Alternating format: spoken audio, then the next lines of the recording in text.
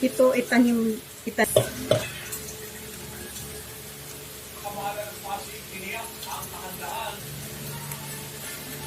Isa mensahe sa radyo Bakaw, tiniyak ang Pasig, local government unit na handaan ito ay umina sa nagsimula at nagsimula. Kamahayan at Nakapulon si Congressman Alvarez at pinagpupulaan niya yung mga karanang at siya na talagang sinasabi na dahilan kung bakit yung sinama dito dahil sa kanyang pagpupul ng gobyerno kung sa engage sa tao nito.